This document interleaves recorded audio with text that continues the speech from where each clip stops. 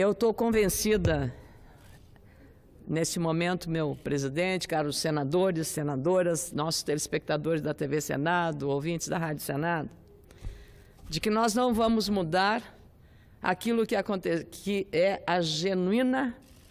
o genuíno DNA de um partido político. O que nós vimos na eleição, na campanha da reeleição em 2014, quando a ex-presidente candidata à reeleição, Dilma Rousseff, disse: faremos o diabo para ganhar a eleição.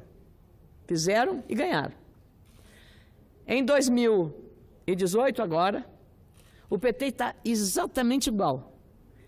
Não mudou nada. Vai fazer tudo, inclusive o diabo, para ganhar esse segundo turno. Não mudou nada.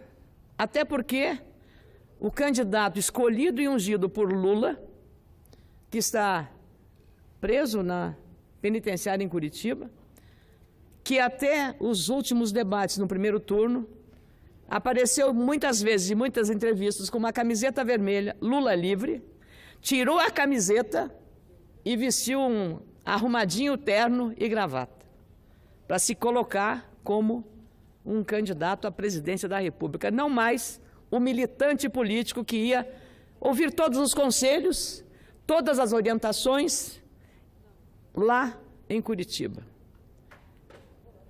Como agora o discurso é outro, e aí me valho de uma preciosa referência de um grande, o chanceler de ferro da Alemanha, no século XIX, Otto von Bismarck, e que foi mencionado pelo meu amigo, que eu respeito muito, Antônio Delfim Neto, num artigo escrito pela Folha de São Paulo no dia 26 do mês de setembro, em que ele abre a frase desse artigo dizendo e lembrando o grande, nobre e grande chanceler e diplomata alemão do século XIX, Otto von Bismarck, que disse o seguinte: o grande Bismarck, com a sua sabedoria animal, afirmou que nunca se mente tanto depois de uma caçada, depois de uma guerra ou antes de uma eleição.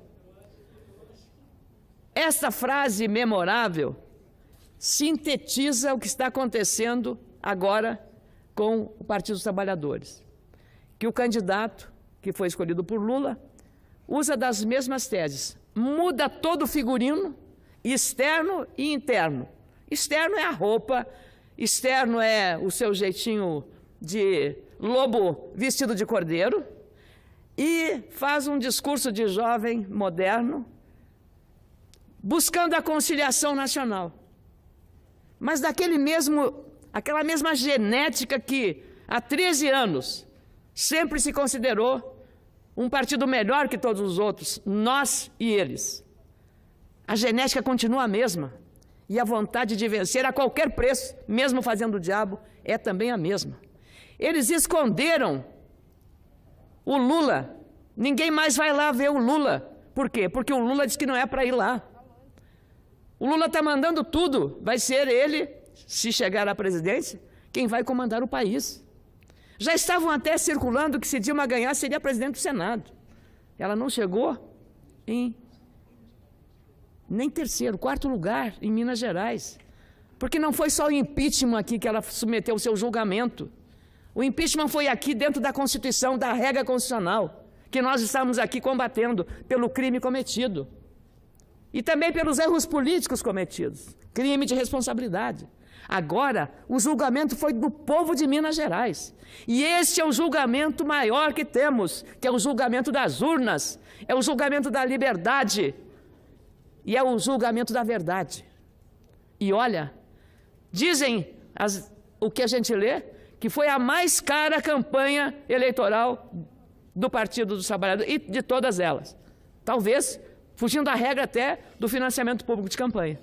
Porque dinheiro o partido teve e sempre terá para financiar as suas campanhas. E agora nós estão escondendo o Dirceu, que andou declarando que, se assumir o poder, vão entrar valendo, vão assumir com mão de ferro, vem com a faca nos dentes. E o próprio candidato disse numa entrevista, que uma das primeiras iniciativas seria levar o Lula para sua posse no Palácio do Planalto. Ele não pode fazer isso sem autorização do Poder Judiciário. E se ele se arvora desse direito, está suprimindo o sistema constitucional brasileiro, está desafiando a justiça. Mas agora não. Não vai mais em Curitiba.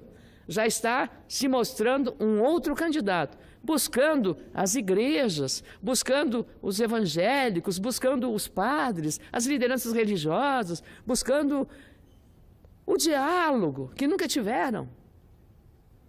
E dizendo e não reconhecendo os graves erros que cometeram de 13 milhões de desempregados, arrasando a economia brasileira. Por que que aqui tivemos que votar a PEC do teto? Porque tivemos gosto de votar a PEC do teto? Não. Foi para botar um freio na gastança que Dilma fez de maneira absolutamente irresponsável, levando esse país a um caos econômico, financeiro e social também.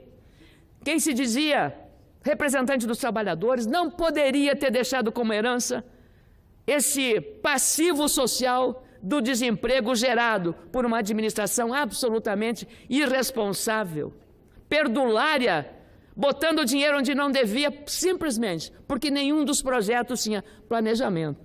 E aqui, agora, eles não podem esconder a verdade, porque quem mais conhece o Partido dos Trabalhadores é um dos seus fundadores, um dos braços direitos de Lula e de Dilma, ninguém mais, ninguém menos do que Antônio Palocci, que entregou ao Poder Judiciário, às autoridades, dizendo, como está escrito na coluna da Mônica Bergamo de hoje, Antônio Palocci disse às autoridades de Brasília que a descoberta do pré-sal foi encarada como um bilhete premiado para o governo Lula. O delírio do pré-sal, escreveu ela, passou a permear as ações do governo, ações do Congresso Nacional, ações de governadores e prefeitos pelos royalties, em cima de um dinheiro que estava a 7 mil metros de profundidade, disse ele, segundo o relatório da Polícia Federal. Os documentos estão na apelação do ex-ministro envolvendo crimes de corrupção e lavagem de dinheiro envolvendo sondas da Petrobras, o chamado Petrolão, e perderam o sigilo nesta quarta-feira. O ex-ministro Palocci, que conhece profundamente as entranhas do Partido dos Trabalhadores, que quer voltar ao poder, fazendo o diabo para ganhar as eleições, como disse Dilma, os contratos gerariam 25 bilhões de reais, que poderiam ser foco para propinas para o partido. Segundo ele, o montante representaria o financiamento de 4 ou 5 campanhas para presidente. Mais ainda, o Antagonista, que é um site muito hoje seguido pelo grau de boas informações que tem, o Antagonista publica hoje aquilo que a defesa de Palocci encaminhou ao Ministério Público exatamente para fundamentar o benefício da colaboração ou delação premiada do ponto de vista do seu instituto. Para ter esses benefícios, ele tem que ter as provas materiais, não só as provas testemunhais ou verbais. E ele, nessa série de documentos aqui, olha, publica 1, 2, 3 páginas aqui, estão todas elas, 4 páginas, publicadas hoje pelo Antagonista, mostrando tudo que Palocci tem na mão como prova material para mostrar ao Ministério Público e ao Poder Judiciário tudo o que foi feito nesse sistema do Petrolão que resultou na Lava Jato. Mas o que eu mais temo, presidente, o que eu mais temo, por ter aqui acompanhado todo o desenvolvimento daquilo que o Brasil e o mundo enxergaram o nosso país de maneira diferente. Nós somos vistos no mundo lá fora, o país da corrupção. A ficção, as novelas, os filmes americanos,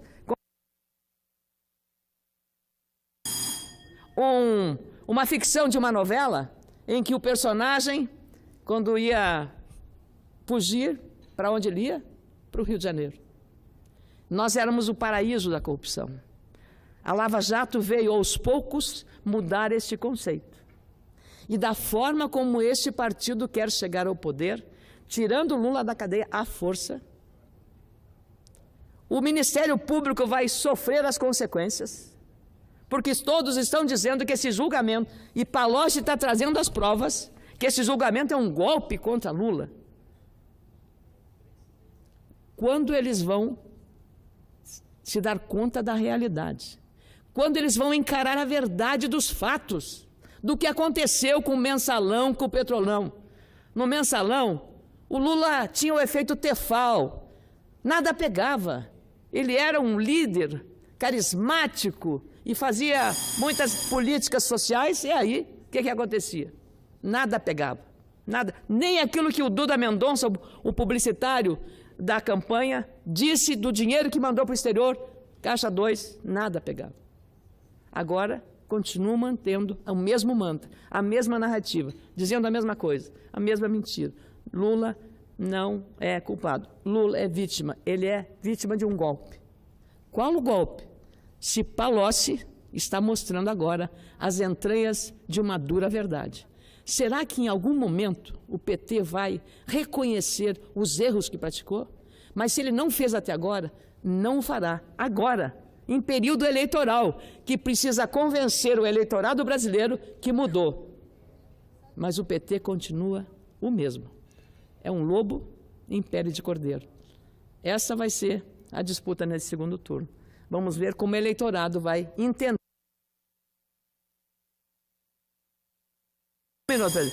Como é que o eleitor vai interpretar essa mudança tão radical de comportamento do candidato de uma hora para outra? Simplesmente para conquistar a confiança do eleitorado brasileiro. Mas o eleitorado brasileiro, no dia 7 de outubro, mostrou claramente que está disposto a mudar o país, a reafirmar o combate à corrupção, reafirmar a valorização da Lava Jato e das suas instituições. Felizmente, isso é uma disputa, e que essa disputa seja o reflexo da verdade do povo brasileiro. Mas não vamos mais aguentar mentiras caladas. Muito obrigado, presidente.